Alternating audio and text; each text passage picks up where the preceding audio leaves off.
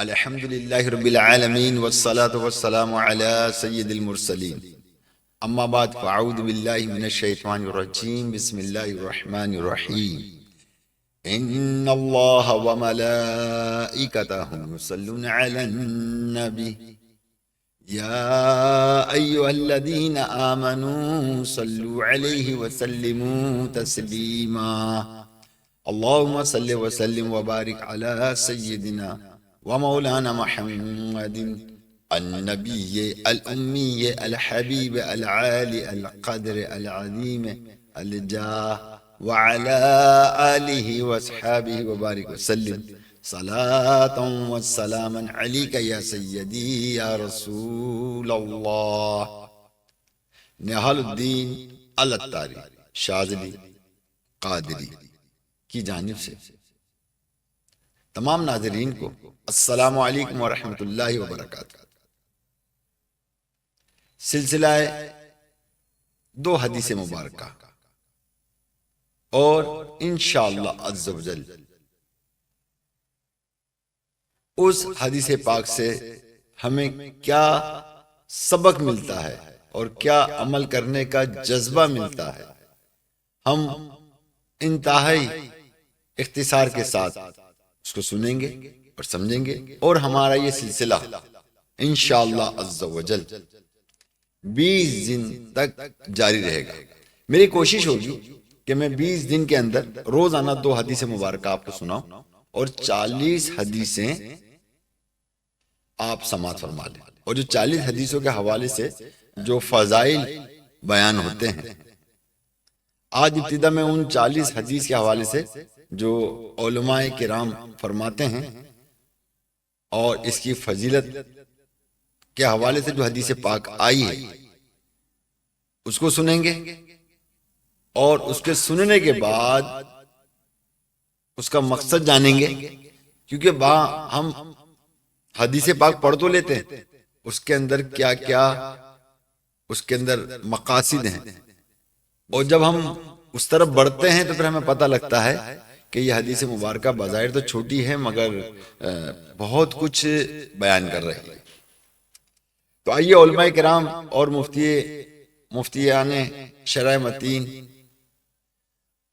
اس مسئلے کے بارے میں 40 حدیث یاد کرنے کی فضیلت جو حدیث مبارکہ میں آئی ہے، یہ صرف زبانی یاد کرنے اور عربی الفاظ حدیث یاد کرنے کے ساتھ خاص ہے، یا جو یاد کیے بغیر آگے پہنچا دے، یہ حدیث شریف کا ترجمہ سنا دے، اس سے بھی فضیلت حاصل ہوگی۔ تو ہم ان تمام جو سوالات ہمارے اندر ہیں ذہن میں، دیکھیے ہوتا یہ ہے جو میں آپ کو بتانا چاہتا ہوں کہ 40 حدیث کے متعلق جو مشہور حدیث مبارکہ ہے، تو ہم اس بات کو سوچ کر پیچھے رہ جاتے ہیں کہ یار 40 حدیث عربی میں ہم کہاں یاد کر سکتے ہیں، ایک عام آدمی یاد نہیں کر سکتا۔ ہاں کہ جو لوگوں نے درس نظامی کیا ہے اور وہ علم سیکھا ہے انہوں نے، مگر ایک مبلغ ہو تو ایک مبلغ کے لیے ان 40 حدیث کا یاد کرنا مشکل تو ہے، ناممکن نہیں ہے، مگر وہ بھی شاید یہ سمجھتا ہے کہ یہ 40 حدیثیں مجھے عربی میں یاد ہوں گی تو مجھے یہ فضیلت حاصل ہوگی۔ ایسا ہے یا نہیں ہے؟ تو آئیے آج ہم جو ہمارے اندر ایک سوال ہے، آیا ہم عربی میں حدیث یاد کریں یا عربی میں؟ اگر ہم اس کو ترجمہ یاد کر لیتے ہیں اور وہ ترجمہ جو ہے وہ اگر ہم آگے پہنچاتے ہیں، تو آیا کہ وہ اس کو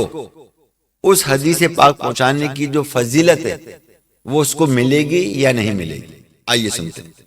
نبی کریم رؤوف رحیم صلی اللہ علیہ وآلہ وسلم نے ارشاد فرمایا، جو میری امت پر 40 حدیثیں احکام دین کے حفظ کرے، اس سے اللہ عز و جل فقیہ اٹھائے گا، اور قیامت کے دن میں اس کا شفیع اور گواہ ہوں گا۔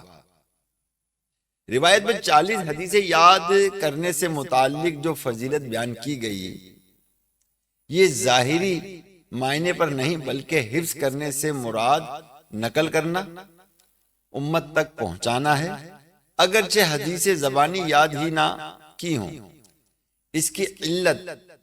یہ بیان کی گئی، یعنی اس کا مقصد یہ بیان کیا گیا ہے کہ نقل و روایت کے ذریعے ہی مسلمان نفع اٹھائیں گے۔ اسی طرح 40 حدیث یاد کر کے مسلمانوں کو سنانا،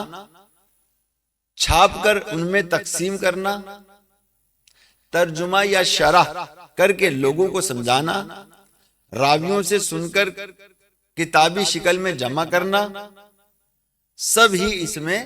داخل ہے۔ مشکات المصابیح میں ہے کہ حضرت سیدنا ابو درداء رضی اللہ تعالی عنہ فرماتے ہیں کہ حضور نبی کریم رؤوف رحیم صلی اللہ علیہ وآلہ وسلم سے عرض کی گئی، اس علم کی حد کیا ہے جہاں انسان پہنچے تو عالم ہو؟ آپ صلی اللہ علیہ وآلہ وسلم نے ارشاد فرمایا، جو میری امت تک احکام دین کی 40 حدیثیں پہنچائے اسے اللہ عز و جل فقیہ اٹھائے گا اور قیامت کے دن میں اس کا شفیع اور گواہ ہوں گا۔ شرح مشکات المصابیح میں اس حدیث پاک کے تحت امام نووی علیہ رحمت الرحمن فرماتے ہیں کہ یہاں حدیث یاد کرنے سے مراد مسلمانوں تک 40 حدیثیں پہنچانا ہے، اگرچہ یاد نہ ہو اور نہ ان کے معنی جانتا ہو۔ یہ اس فضیلت کے معنی کی حقیقت ہے اور اسی ذریعے سے یعنی مسلمانوں تک پہنچانے کے ذریعے سے مسلمانوں کو نفع پہنچنے کا حصول ہوگا، نہ کہ صرف ان کو یاد کرنا، جب تک کہ ان حدیثوں کو مسلمانوں تک نہ پہنچائے، یعنی صرف یاد کر لینے اور آگے نقل نہ کرنے سے مسلمانوں کو نفع نہیں پہنچے گا۔ حضرت شیخ عبدالحق محدث دہلوی علیہ رحمت اس حدیث کے تحت لکھتے ہیں کہ علماء کرام فرماتے ہیں کہ حضور صلی اللہ علیہ وآلہ وسلم کہ ارشادات سے مراد مقصود لوگوں تک 40 حدیث کا پہنچانا ہے، چاہے وہ اسے یاد نہ بھی ہوں، ان کا معنی بھی اسے معلوم نہ ہو۔ تو معلوم یہ بڑا پیارا سن بھائیو کہ 40 حدیثیں امت تک پہنچانا مقصود ہے۔ اب اگر ان 40 حدیث کے اس کو معنی بھی نہیں آتے ہوں تو کوئی ایشو نہیں ہے، اور اگر اس نے اس کو زبانی بھی یاد نہیں کیا تو کوئی ایشو نہیں ہے۔ ایک کتابی صورت میں اگر وہ حدیثیں اس نے امت تک پہنچائیں تو وہ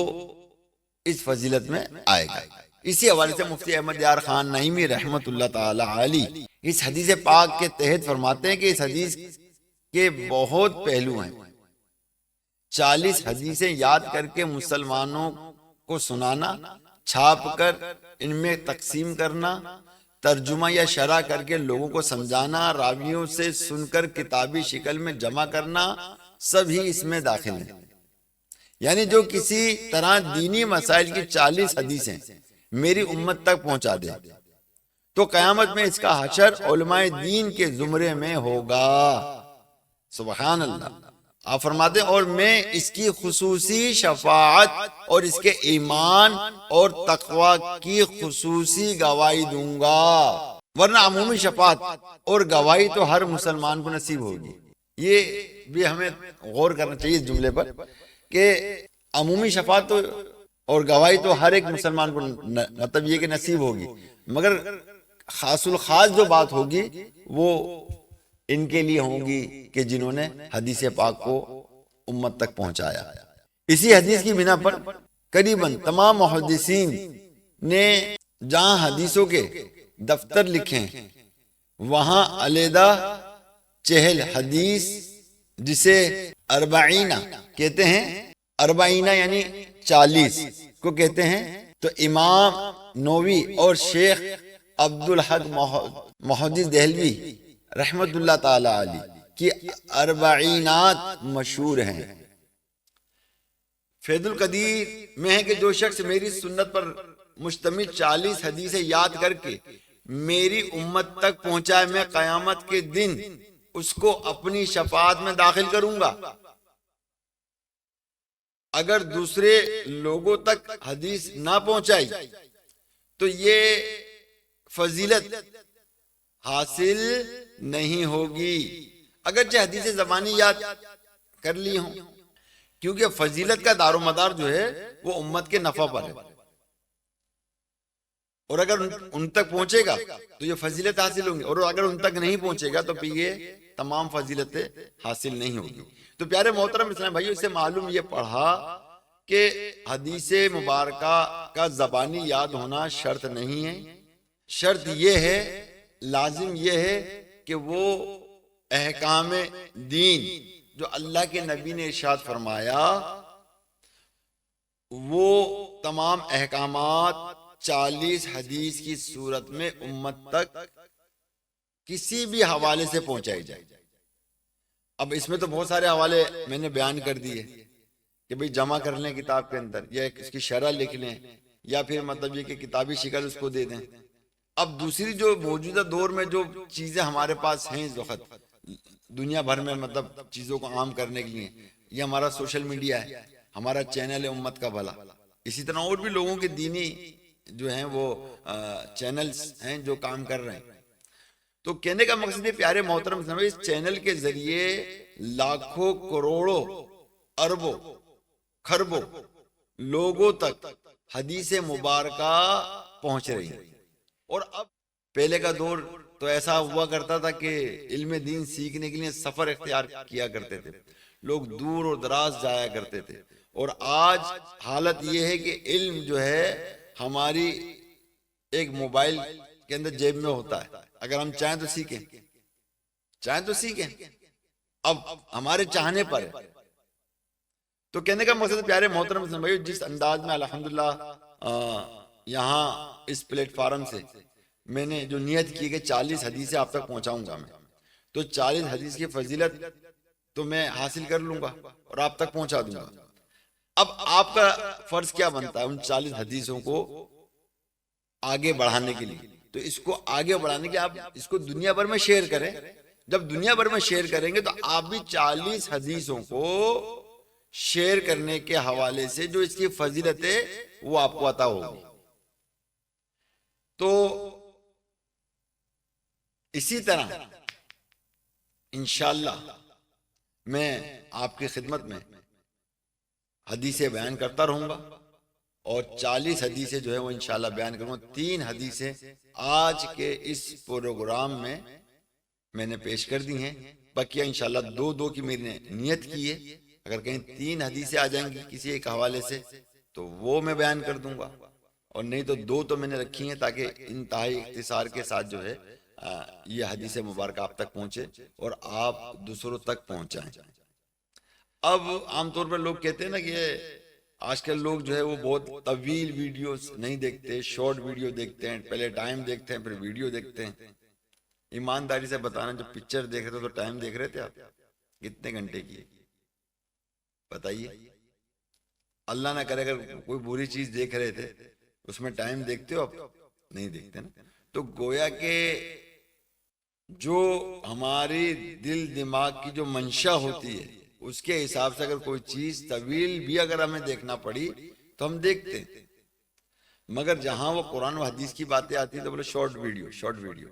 تو لہذا شارٹ ویڈیو کرتے کرتے آج بڑے بڑے علماء اور بڑے بڑے مفتی کرام اب ان سب کی شارٹ ویڈیو ڈالی جاتی ہے تاکہ لوگوں تک کسی بھی طرح جو وہ پیغام پہنچے۔ اب وہ بھی مجبور ہے کیونکہ وہ چاہتے ہیں کہ امت تک پیغام پہنچے، اور یہ پہنچنا چاہیے، کیونکہ امت جو ہے گناہوں کی دلدل میں جو ہے وہ دھس چکی ہے، اور اب اس کو جو نا مطلب کسی طرح بھی جو نا مطلب اس دلدل سے نکالنا ہے، اس کو کوئی نہ کوئی ایسی چیز اس کے ہاتھ میں تھمانی ہے، کوئی رسی تھمانی ہے اس کے ہاتھ میں، کوئی ایسا ڈنڈا تھمانا ہے اس کے ہاتھ میں تاکہ اس کو پکڑ کر، یا کوئی جھاڑی، کوئی بھی ایسی چیز کہ جس کے ذریعے جو ہے مطلب یہ ہے کہ اس کو اس دلدل سے نکالا جائے۔ تو بہرحال اس امت کو دلدل سے نکالنے کے لیے، اس امت کا بھلا کرنے کے لیے آپ میرا ساتھ دیجئے، میں حدیثیں بیان کرتا ہوں، آپ اس کو دنیا بھر میں شیئر کیجئے. جو فضیلت مجھے بیان کر کے حاصل ہو رہی ہے وہ انشاءاللہ وہی فضیلت آپ حدیثوں کو شیئر کرنے سے حاصل ہوگی انشاءاللہ. اللہ تعالیٰ کی بارگاہ میں دعا اللہ تعالیٰ ہم سب کو عمل کی توفیق رفیق عطا فرمائے. آمین بجاہ نبی الامین صلی اللہ علیہ وآلہ وسلم. السلام علیکم ورحمۃ اللہ وبرکاتہ.